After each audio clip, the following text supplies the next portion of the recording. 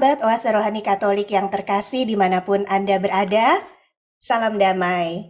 Senang sekali pada kesempatan hari ini kita bisa berjumpa kembali lewat acara Oase Rohani Katolik. Dan saat ini di ruang dengar maupun juga ruang visual kita sudah hadir Romo yang kita kasihi, Romo Magnis Suseno SJ. Dan juga bersama dengan saya Immaculata Raufi yang akan memandu acara ini kurang lebih 1 jam ke muka. Halo Romo Magnis, apa kabar hari ini Romo? Terima kasih, saya baik-baik saja. Amin. Semoga Romo selalu dalam keadaan sehat dan tetap semangat. Sahabat Oase Rohani Katolik yang terkasih, marilah sebelum kita memulai acara ini, kita mengawalinya dengan doa yang akan dipimpin oleh Romo Magnis. Silakan Romo. Baik, teman-teman, sahabat-sahabat dalam Tuhan, mari kita buka acara ini dengan mengangkat hati kepada Tuhan. Atas nama Bapa dan Putra dan Roh Kudus. Amin. Ya Bapa kami di surga, boleh mengangkat hati kepadamu adalah seperti musafir di padang gurun sampai ke suatu oasis di mana ia dapat minum air dan istirahat dengan aman. Sekarang kami sampai ke oasis sabdamu. Kami mau mendengarkan dan merenungkan sabdamu. Curahkanlah rohmu ke dalam hati kami, agar kami terbuka bagi apa yang kau sampaikan kepada kami melalui kitab suci. Itulah yang kami mohon karena Kristus Tuhan kami. Atas nama Bapa dan Putra dan Roh Kudus. Amin. Sahabat Oase Rohani Katolik yang terkasih, kita akan bersama-sama dengan Romo Magnis mendengarkan bacaan-bacaan kudus sesuai dengan kalender Gereja Katolik pada hari ini, dan juga kita akan merenungkannya bersama dengan Romo Magnis. Bacaan-bacaan kudus sesuai dengan kalender Gereja Katolik pada hari ini adalah bacaan pertama diambil dari surat kedua Rasul Paulus kepada jemaat di Korintus bab 5 ayat 14 sampai dengan 17. Dan bacaan Injil diambil dari Injil Yohanes bab 20 ayat 1 dilanjutkan dengan ayat 11 sampai dengan 18. Marilah saat ini kita bersama-sama mendengarkan bacaan yang pertama. Bacaan dari surat kedua Rasul Paulus kepada jemaat di Korintus. Saudara-saudara, kasih Kristus telah menguasai kami, sebab kami telah mengerti bahwa jika satu orang sudah mati untuk semua orang, maka mereka semua sudah mati. Dan Kristus telah mati untuk semua orang, supaya mereka yang hidup tidak lagi hidup untuk dirinya sendiri, tetapi untuk Dia yang telah mati dan dibangkitkan bagi mereka. Sebab itu kami tidak lagi menilai seorang pun menurut ukuran manusia. Dan jika kami pernah menilai Kristus menurut ukuran manusia, sekarang kami tidak lagi menilainya demikian. Jadi barang siapa ada di dalam Kristus, dia adalah ciptaan baru. Yang lama sudah berlalu dan sungguh yang baru sudah datang. Demikianlah sabda Tuhan. Syukur kepada Allah. Sahabat yang terkasih, setelah kita mendengarkan bacaan tadi, marilah dengan segenap hati kita menaikkan mazmur tanggapan. Jiwaku haus akan Dikau, ya Allahku. Jiwaku haus akan Dikau, ya Allahku. Ya Allah, Engkaulah Allahku, aku mencari Engkau. Jiwaku haus akan Dikau, tubuhku rindu kepadamu, seperti tanah yang kering dan tandus yang tiada berair. Jiwaku haus akan Dikau, ya Allahku. Demikianlah aku rindu memandangmu di tempat kudus, sambil melihat kekuatan dan kemuliaan-Mu. Sebab kasih setiamu lebih baik daripada hidup, bibirku akan memegahkan Dikau. Jiwaku haus akan Dikau, ya Allahku. Aku mau memuji Engkau seumur hidupku. dan menaikkan tanganku demi namamu. Seperti dijamu lemak dan sumsum jiwaku dikenyangkan. Bibirku bersorak-sorai, mulutku memuji-muji. Jiwaku haus akan Dikau, ya Allahku. Sungguh, Engkau telah menjadi pertolonganku, dan dalam naungan sayap-Mu aku bersorak-sorai.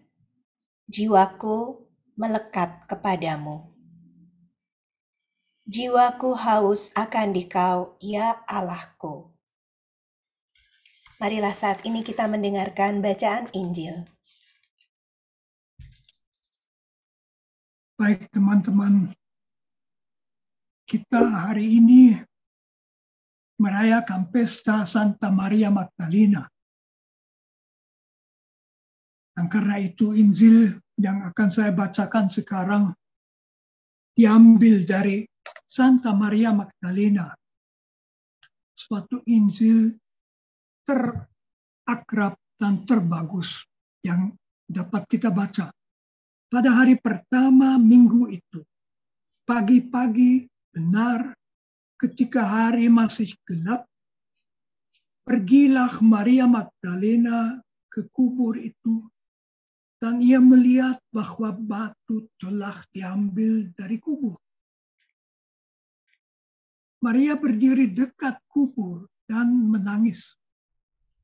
Sambil menangis, ia menjenguk ke dalam kubur itu dan tampaklah olehnya dua orang malaikat berpakaian putih, yang seorang duduk di sebelah kepala dan yang lain di sebelah kaki di tempat mayat Yesus terbaring. Kata malaikat-malaikat itu kepadanya, "Ibu, mengapa engkau menangis?" Jawab Maria kepada mereka, "Tuhanku telah diambil orang, dan aku tidak tahu di mana ia diletakkan." Sesudah berkata demikian, ia menoleh ke belakang dan melihat Yesus berdiri di situ. Tetapi ia tidak tahu bahwa itu adalah Yesus. Kata Yesus kepadanya, "Ibu, mengapa engkau menangis? Siapakah yang engkau cari?" Maria menyangka orang itu adalah penunggu taman, lalu berkata kepadanya, "Tuhan, jikalau Tuhan yang mengambil dia, katakanlah kepadaku di mana Tuhan meletakkan dia supaya aku dapat mengambilnya." Kata Yesus kepadanya, "Maria." Maria berpaling dan berkata kepadanya dalam bahasa Ibrani, "Rabuni," artinya guruku. Kata Yesus kepadanya, "Jangan engkau memegang aku, sebab aku belum pergi kepada Bapa. Tetapi pergilah kepada saudara-saudaraku dan katakanlah kepada mereka bahwa sekarang aku akan pergi kepada Bapakku dan Bapamu, kepada Allahku dan Allahmu." Maria Magdalena pergi dan berkata kepada murid-murid, "Aku telah melihat Tuhan." Dan juga bahwa dia telah mengatakan hal-hal itu kepadanya. Demikian Injil hari ini. Terpujilah Kristus. Terima kasih Romo Magnis untuk bacaan Injil yang sudah kita dengarkan bersama. Romo, pastinya ada banyak hikmat ya dari bacaan Injil tadi. Kabar baik apa Romo atau hikmat apa yang dapat kita petik dari bacaan tersebut Romo? Tentu yang paling mencolok itu adalah keakraban. Keakraban kasih yang luar biasa. Yang menarik, yang datang ke kubur itu kan bukan murid-murid Yesus. Mereka takut. Yang datang Maria Magdalena. Menurut Matius mungkin juga masih satu wanita lain. Dan mereka pokoknya mau ke makam Yesus, mungkin mau meminjakinya dan sebagainya. Kaget, makam itu terbuka. Menarik juga, Maria Magdalena melihat dua orang di dalamnya yang bukan orang, tetapi malaikat, tapi dia tidak sadar. Dia kira ya pokoknya tanya dulu, apa tahu mayat Yesus dibawa kemana. Lalu yang mencolok sekali, Maria Magdalena menoleh ke belakang. Ada orang berdiri di situ. Yesus. Tapi Maria tidak tahu itu Yesus. Mencari Yesus, ketemu Yesus, tidak tahu itu Yesus. Karena kesedihan hati. Justru karena dia mencari Yesus. Lalu bertanya, dibawa kemana mayatnya? Kepada Yesus. Lalu sapaan Yesus, Maria, mengharukan itu. Hanya Maria,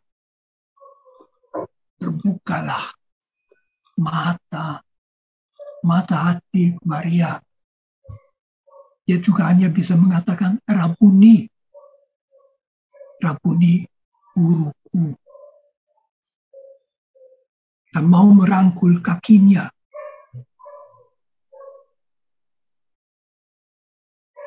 Lalu Yesus mengatakan sesuatu yang pertama. Ia mengatakan, aku nggak bisa dipegang di sini. Memang Yesus yang bangkit tidak akan secara kelihatan bersama kita, juga tidak bersama Santa Maria Magdalena. Tapi kemana ia pergi? Nah ini, perhatikan, ini juga luar biasa itu. Aku pergi kepada Bapakku dan Bapamu, kepada Allahku dan Allahmu. Bapa Yesus adalah Bapa kita. Itu yang dijalankan Yesus dalam ketaatan dan cinta kasih yang sampai membawanya ke salib. Dan salib itu yang kelihatan sebagai kehancuran, bukan kehancuran, tetapi Yesus kembali ke dalam kemuliaannya. Itu yang mengisi hati Maria Magdalena. Lalu Yesus rupa-rupanya menghilang juga. Dan Maria Magdalena tentu saja dengan hati yang penuh pergi kepada Rasul dan mengatakan, aku telah melihat Tuhan. Dari Injil Markus kita tahu bahwa mereka semula tidak percaya omongan perempuan. Ya, omongan perempuan. Tapi omongan perempuan yang sudah ketemu dengan Yesus, yang melihatnya. Paus Fransiskus yang pertama kali resmi mengatakan sesuatu yang sebetulnya sudah jelas. Rasul yang pertama adalah Maria Magdalena.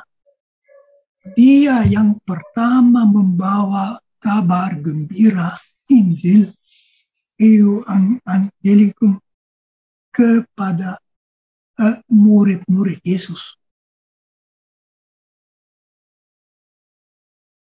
Jadi di dalam, kalau kita merenungkan itu, bagi saya sangat mengharukan memang keakraban Yesus dengan Maria Magdalena. Perlu diperhatikan kalau Yesus mengatakan Bapakku dan Bapakmu, Allahku dan Allahmu. Keakraban itu tidak hanya dengan Maria Magdalena, dengan kita semua. Kita semua dikasihi. Bukan kasih pada umumnya. Seperti kita mengatakan, saya berusaha mengasihi semua orang. Jauh lebih. Kita semua ada di hati Yesus.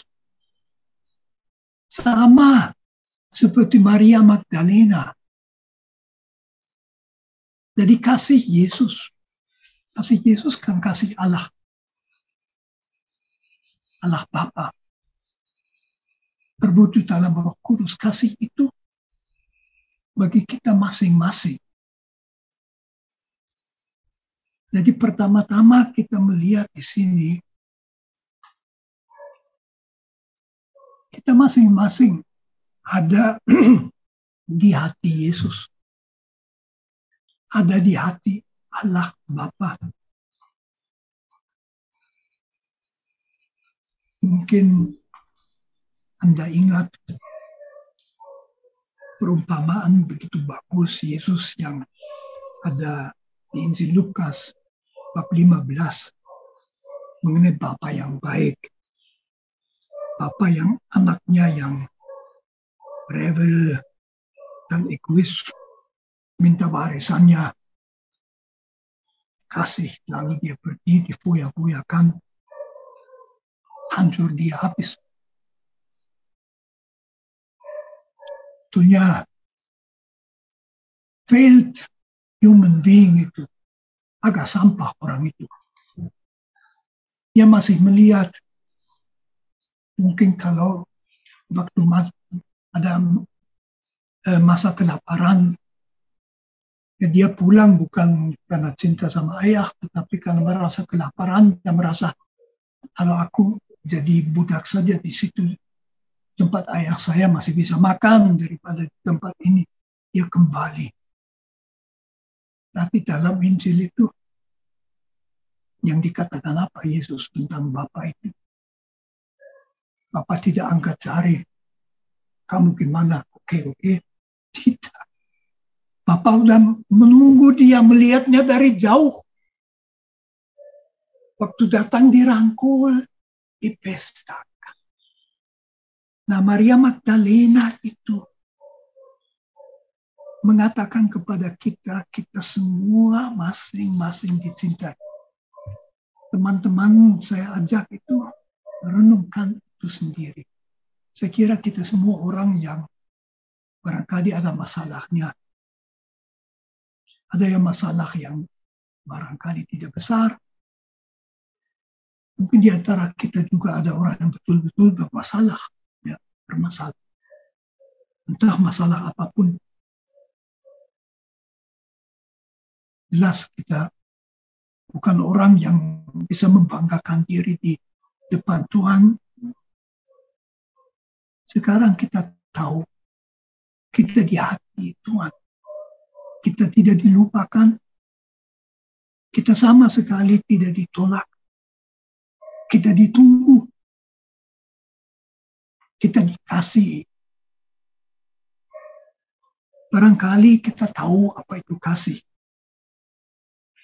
Untuk kasih ada macam-macam. Kasih dalam Injil juga berarti bersikap baik, bersikap positif terhadap siapa saja, terutama terhadap musuh. Tapi kasih tentu ada yang lebih intensif kalau kita betul jatuh cinta. Jadi orang yang kita kasih juga mungkin kasih seorang ibu kepada anaknya itu.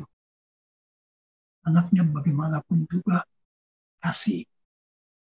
Yaitu kasih Allah pada kita. Jadi secara amat intensif, secara amat pribadi kita masing-masing. Halo.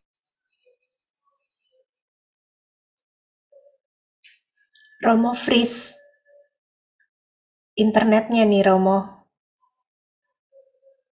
Iya, Ya, Mas Joen. iya, sebentar. Internet Romo ya. Allah tentu lain. Allah bisa mengasihi kita masing-masing dengan intensif. Maka kita boleh percaya kepada Yesus dan kepada Allah. Kita mengalami banyak sekali ancaman sekarang. Ancaman perang kita di Indonesia agak jauh. Akibatnya juga bisa terasa, bisa terjadi kita kekurangan makan itu karena perang itu. Ancaman keambrukan alam, iklim ambruk, gawat itu. Ancaman kekerasan dalam masyarakat, sepertinya sikap-sikap ideologis fanatik itu mengeras. Di alam ini yang mengancam, yang menakutkan ini, Yesus beserta kita itu pesan kepada Maria Magdalena. Kita tidak tahu bagaimana, hanya kita tahu kita pasti selamat karena kita dikasih. Amin. Jadi kita boleh percaya bahwa Allah mengasihi kita. Kita juga, kalau misalnya kita ada orang yang kita cintai, tapi orang itu bermasalah. Kadang-kadang ada itu barangkali penderitaan paling besar bukan kalau kita sendiri menderita penyakit ataupun sesuatu yang lebih buruk. Tapi kalau ya orang yang kita cintai itu kena sakit, masuk jurang, mungkin terlibat kejahatan, ia tidak ditinggalkan. Tuhan itu pesan kita orang Kristiani. Kita percaya pada Yesus. Tidak percaya buta, tidak berarti kita tidak akan kadang-kadang takut, kadang-kadang khawatir, tapi bukan terakhir. Maka dengan ini saya mau menutup renungan saya ini. Bagus kalau kita kadang-kadang membaca teks dengan Maria Magdalena. Saya kira yang paling akrab di dalam seluruh teks pada hari ini. Dengan ingat keakraban itu dari Maria Magdalena meluas kepada kita semua. Kita bersyukur, kita di tangan Tuhan, kita jatuh kemana? Ke tangan Tuhan. Amin. Amin. Terima kasih Romo Magnis. Sungguh sangat indah firman Tuhan yang baru saja kita dengar dan permenungan dari Romo Magnis ya. Semua kita yang saat ini yang pasti ya, setiap manusia punya pergumulan hidup, tapi kita yakin dan percaya melalui firman-Nya dan melalui peristiwa, keintiman, kasih sejati Maria Magdalena dan Tuhan, kita yakin bahwa kita selalu ada di dalam tangan Tuhan, selalu ada di dalam hati Tuhan. Amin. Sahabat Oase Rohani Katolik yang terkasih, kita akan melanjutkan lagi bersama dengan Romo Magnis di sesi yang kedua. Jangan kemana-mana, tetap bersama dengan kami setelah yang satu ini.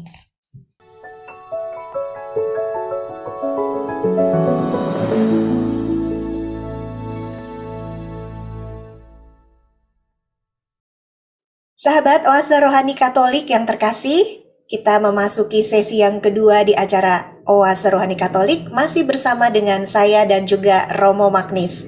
Silakan Romo Magnis mengulas tentang bacaan yang pertama. Teman-teman, tadi kita mendengarkan bacaan pertama dari Rasul Paulus. Seperti beberapa bacaan Paulus itu mendalam, tapi tidak selalu gampang untuk ditangkap apa yang dimaksud. Tapi bacaan itu yang oleh gereja ditempatkan pada pesta Santa Maria Magdalena adalah bacaan yang kaya. Saya tidak akan membacakannya kembali, tapi permulaannya.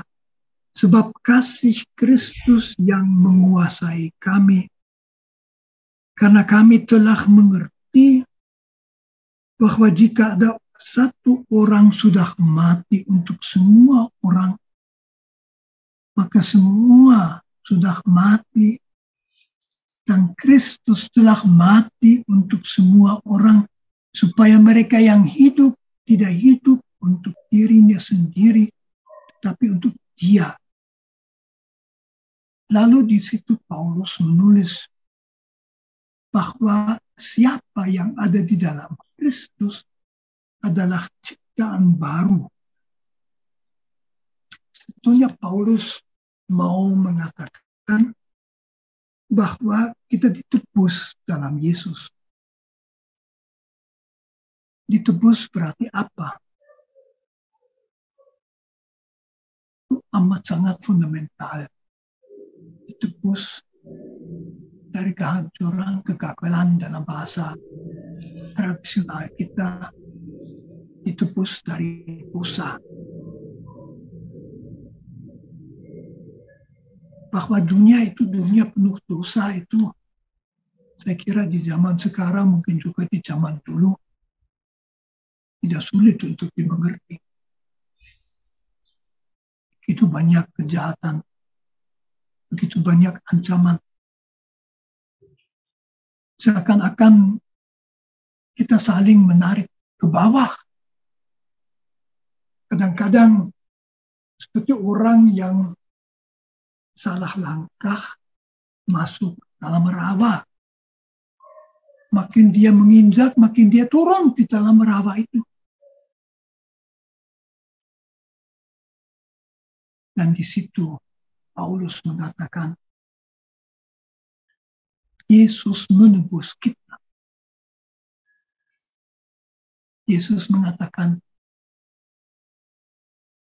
ancaman itu, bahaya-bahaya, termasuk kejahatan yang ada dalam diri kita, bukan kata terakhir.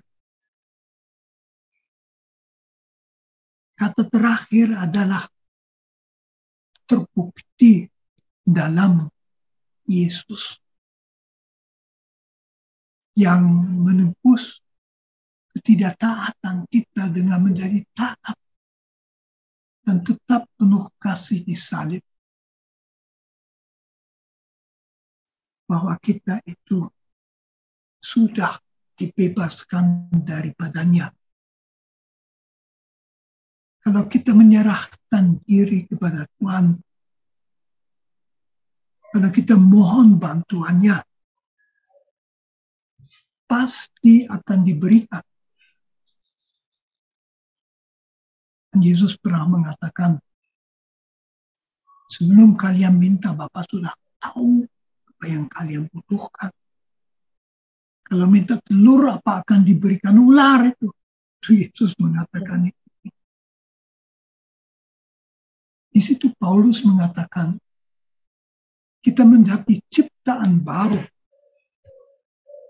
Ciptaan baru dalam arti dari sesuatu yang sempit, takut, egois, mudah benci, mudah sentimen. Kita diciptakan menjadi orang yang bisa mengasihi.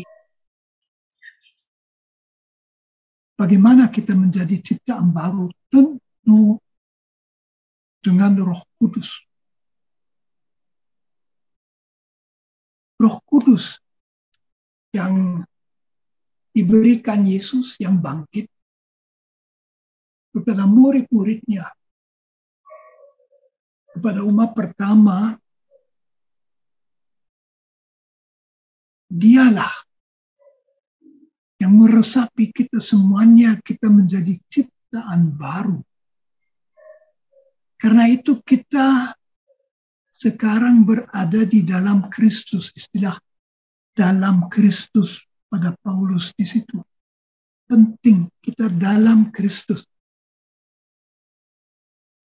Hal itu berarti kita tak perlu takut. Apapun yang terjadi, kita dicintai. Karena artinya bahwa sebagai manusia kita tidak takut macam-macam. Yesus sudah tahu itu. Kita penakut. Dan ada pengalaman yang menakutkan, mau apalagi. Tetapi deep down, di pedalaman hati kita, kita tidak takut karena kita dicintai. Dicintai oleh Yesus yang menebus kita, yang membuat kita menjadi ciptaan baru. Kita berada di tangan Tuhan. Tangan yang tidak akan melepaskan kita. Amin. Nah teman-teman, ini bukan hanya bagi kita sendiri. Kita yang mendapat rahmat, mengenal Yesus, dibaptis, menjadi umat Yesus. Kita ada panggilan, yaitu panggilan menjadi saksi Kristus yang bangkit. Artinya, teman-teman, dalam hidup kita, atau kita hidup, kita berkomunikasi, kita bekerja, di dalam itu kita mesti menjadi saksi kasih Tuhan.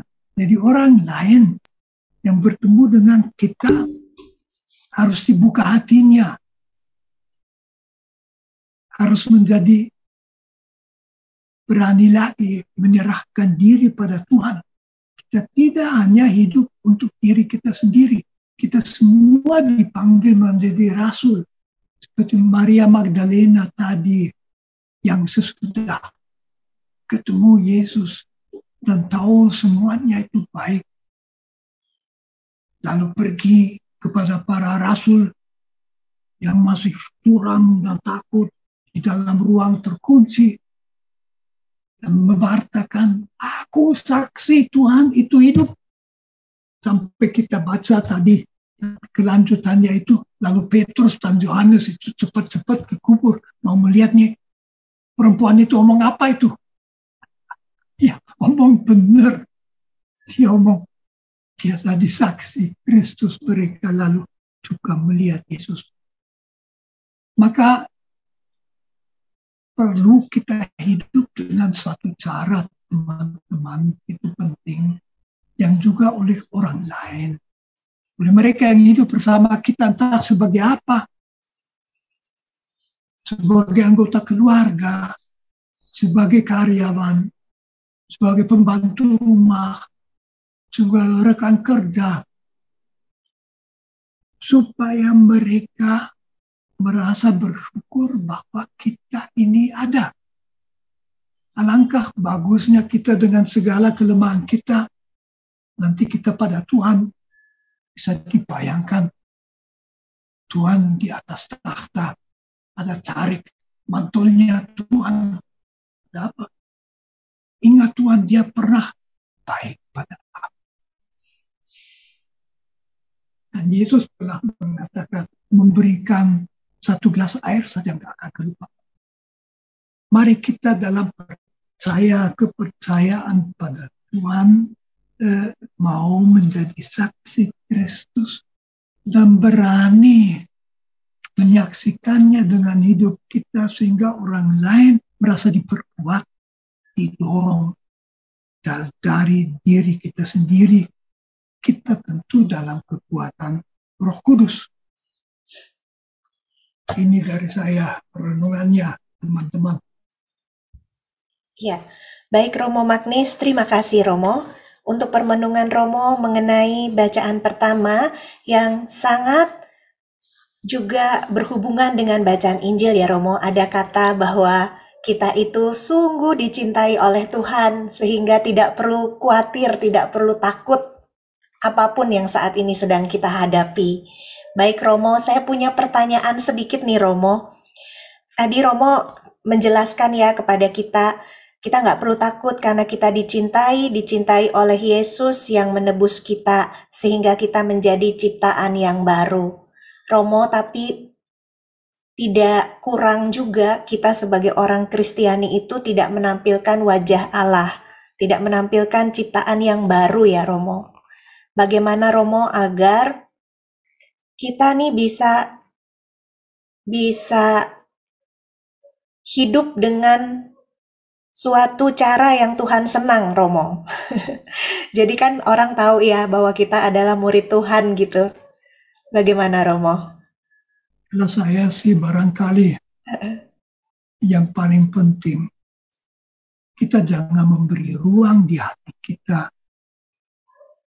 pada kebencian, pada sentimen, Yes. pada katakan saja rasa-rasa seperti tersinggung dan sebagainya. Ya, Romo. Kalau kita merasakan itu manusiawi, dan mohon pada Tuhan bebaskan aku. Amin. Saya sendiri punya satu cara yang saya rasa bagi saya juga efektif. Ada orang-orang yang saya alami sebagai gangguan. Orang-orang itu saya doa.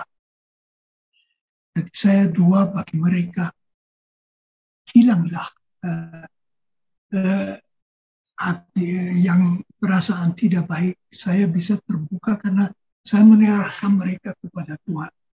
Jadi mendoakan mereka yang mungkin memberi alasan bahwa kita sebetulnya benci dan sebagainya. Doakan saja. Yes. Itu. Terutama yang dekat-dekat itu.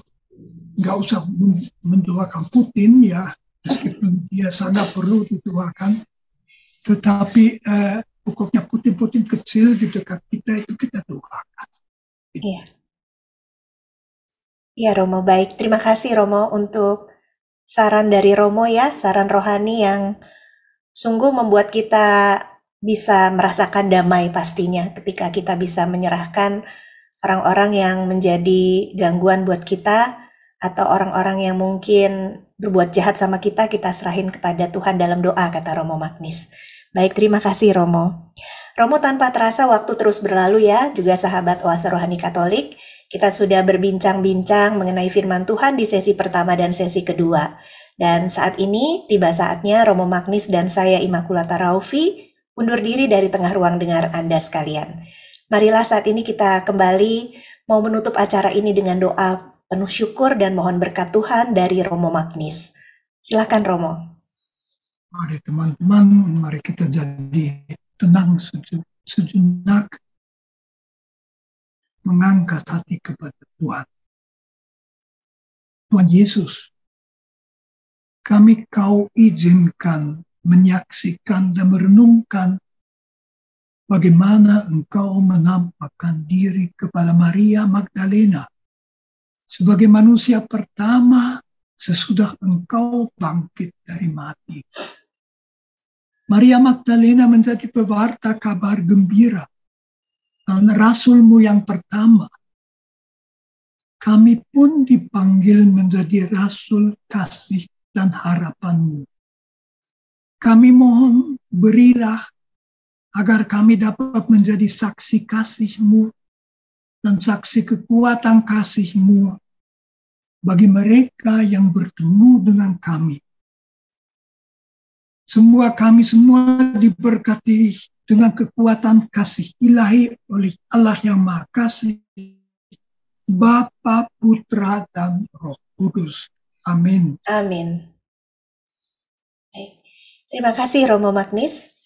Sahabat Oase Rohani Katolik yang terkasih, selamat melanjutkan aktivitas Anda pada hari ini. Selalu gembira dan tetap semangat.